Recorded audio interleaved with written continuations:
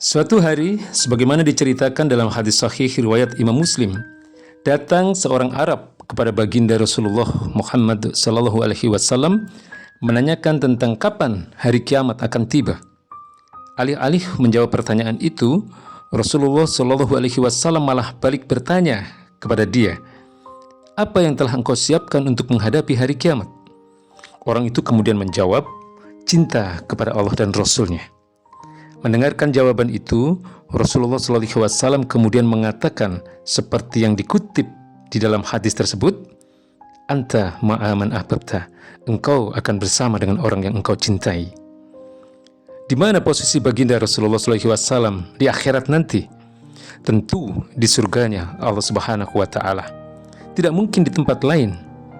Artinya, dengan mengatakan "Anta ma'a man ahbabta," engkau akan bersama dengan orang yang engkau cintai, Rasulullah SAW ingin menegaskan bahwa orang yang mencintai beliau pasti akan bersama beliau di surganya Allah Subhanahu wa Ta'ala nanti.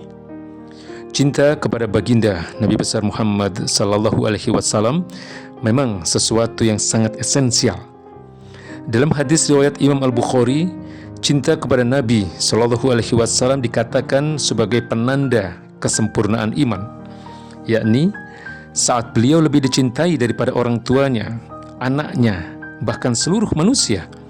Dalam hadis riwayat Imam Al-Bukhari dan Imam Muslim disebutkan, siapa saja yang menjadikan Allah Subhanahu wa Ta'ala dan Rasul-Nya lebih dicintai dari selain keduanya, dia adalah orang yang telah merasakan lezatnya iman.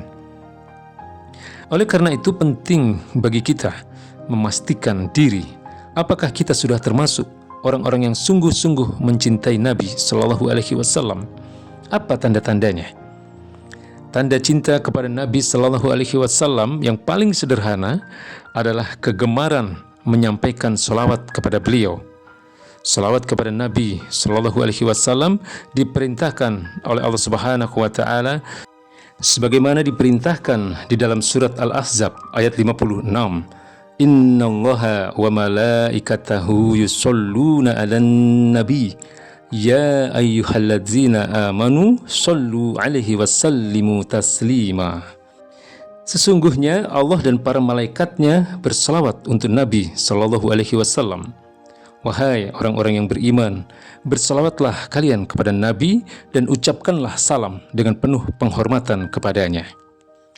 Tidak ada perintah Allah yang Allah turut lakukan selain salawat kepada Nabi Shallallahu Alaihi Wasallam. Tentang hal ini, Ibnu Hajar Al-Asqalani dalam kitab Fathul Bari menjelaskan bahwa makna salawat kita kepada Nabi Shallallahu Alaihi Wasallam adalah doa meminta kepada Allah agar Allah Subhanahu wa Ta'ala memuji dan mengagungkan Nabi Shallallahu Alaihi Wasallam di dunia dan akhirat. Di dunia dengan memuliakan penyebutan nama beliau, memenangkan agama dan mengokohkan syariah yang beliau bawa. Di akhirat dengan melipat gandakan pahala kebaikan beliau, memudahkan syafaat beliau kepada umatnya dan menampakkan keutamaan beliau pada hari kiamat di hadapan seluruh makhluk. Khusus salawat malaikat kepada Nabi Sallallahu Alaihi Wasallam berarti doa untuk beliau. Adapun salawat Allah kepada Nabi Sallallahu Alaihi Wasallam bermakna pujian Allah atas beliau di hadapan para malaikatnya. Kebaikan salawat kita kepada Nabi Sallallahu Alaihi Wasallam akan kembali kepada kita. Dalam hadis yang diriwayatkan oleh Imam Muslim disebutkan, siapa saja yang mengucapkan salawat kepada Nabi Sallallahu Alaihi Wasallam sekali, Allah mengucapkan salawat kepada dirinya 10 kali. Dalam hadis riwayat Imam At-Tabrani disebutkan, siapa saja yang bersolawat kepada Nabi Shallallahu Alaihi Wasallam pada pagi hari 10 kali dan pada sore hari 10 kali akan mendapatkan syafaatnya pada hari kiamat nanti. Namun bukti paling esensial cinta kita kepada Nabi Shallallahu Alaihi Wasallam adalah dengan mengikuti atau berittiba kepada beliau dengan ittiba yang benar, hakul ittiba. Inilah cinta hakiki kepada Nabi Shallallahu Alaihi Wasallam yang sekaligus menjadi bukti cinta kita kepada Allah Subhanahu wa Ta'ala sebagaimana disebut di dalam Quran surat Ali Imran ayat 31. Qul in kuntum tuhibbunallah fattabi'uni yuhibbukumullah wa yaghfir lakum dzunubakum wallahu ghafurur rahim. Tentang ayat ini, Imam Ibnu Katsir menyatakan, siapa saja yang mengaku cinta kepada Allah sedangkan ia tidak berittiba dengan hakul ittiba kepada Nabi Muhammad SAW, baik dalam perintah maupun larangan, maka ia telah berdusta sampai ia betul-betul berittiba kepada beliau dengan hak. Dengan kata lain, hakul ittiba adalah dengan mengikuti sunnahnya dan menaati syariatnya secara kafah. Michael Hart di dalam buku The 100 Ranking of the Most Influential Persons in History tidak menutup kekagumannya kepada Rasulullah Muhammad SAW.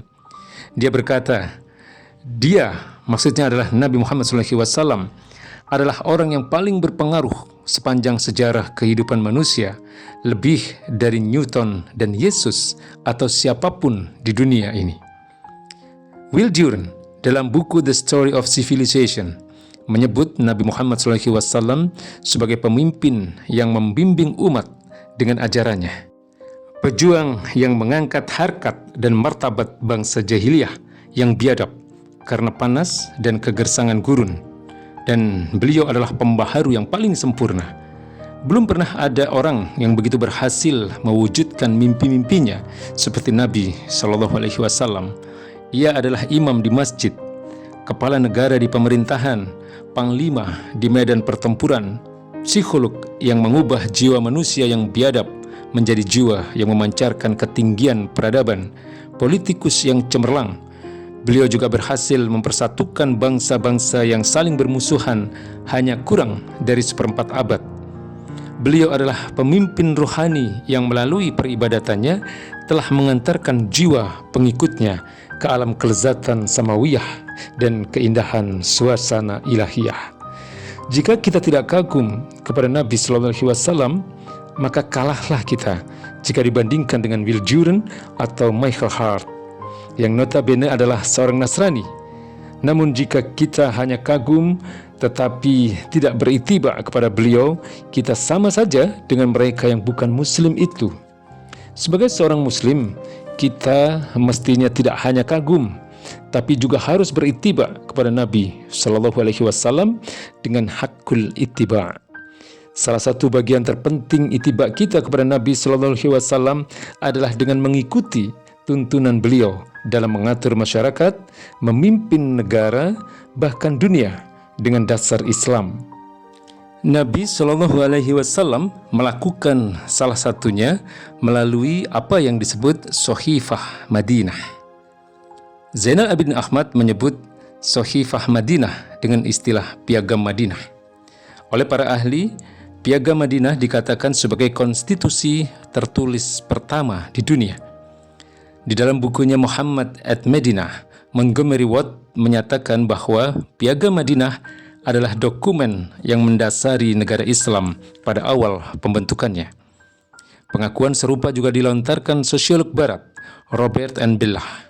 Menurut dia, Piagam Madinah merupakan konstitusi termodern pada zamannya. Ketika bangsa Eropa berada dalam keadaan kegelapan pada abad pertengahan atau The Dark Age, di Timur Tengah tumbuh dan berkembang pesat peradaban baru yang dipimpin oleh Nabi Muhammad SAW. Penyusunan dan penandatanganan persetujuan atau perjanjian bersama di antara kelompok-kelompok penduduk Madinah untuk bersama-sama membangun struktur kehidupan bersama sebagaimana disebut dalam Piagam Madinah, menuntun negara Islam yang beliau dirikan menjadi negara modern dalam pengertian sekarang. Di antaranya, Watt menunjuk klausul kaum Yahudi yang dimasukkan ke dalam ummah sebagai pandangan penting tentang bagaimana Islam menghargai pluralitas. Nabi Muhammad SAW telah mencontohkan prinsip konstitusionalisme dalam perjanjiannya dengan segenap warga di Madinah.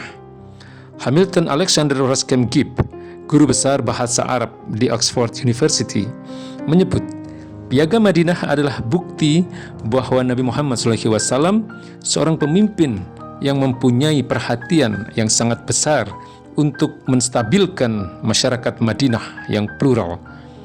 Kesatuan umat yang dicetuskan Nabi Muhammad SAW melalui Piagam Madinah menunjukkan bahwa beliau diakui sebagai pemimpin yang memiliki kekuasaan politik yang semuanya mendasarkan pada Islam.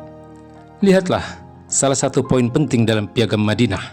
Dikatakan, jika di antara kalian timbul perselisihan tentang sesuatu masalah yang bagaimanapun, kembalikanlah itu kepada Allah dan kepada Nabi Muhammad SAW.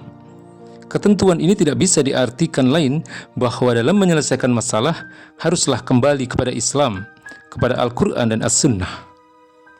Demikianlah semestinya setiap Muslim beritibar kepada Nabi SAW dalam seluruh perkara, apalagi dalam urusan yang amat penting menyangkut kehidupan bermasyarakat dan bernegara, termasuk di dalam memandang dunia. Tidak ada tatanan yang lebih baik daripada tatanan Islam. Tidak ada kekuatan yang mampu menebarkan kebaikan kecuali kekuatan Islam. Dengan keyakinan semacam itulah tata masyarakat dan negara yang telah digariskan Nabi SAW diteruskan oleh Khulafaur Rasyidin dan para khalifah sesudah mereka, hingga Khilafah Utsmani yang runtuh pada 1924. Kini kesanalah semestinya energi umat ini diarahkan, yakni untuk beritibar kepada Nabi SAW dalam perkara yang sangat penting ini. Bukan malah diajak untuk memusuhi ajaran Islam, yang itu sama saja memusuhi ajaran beliau sambil mencari-cari rujukan yang jauh sekali dari apa yang telah ditunjukkan oleh beliau. Jika demikian, lantas di mana bukti cintanya kepada Nabi SAW? Jika begitu sikap kepada Nabi SAW, masih layakkah mereka berharap akan bersama Nabi SAW di surganya nanti?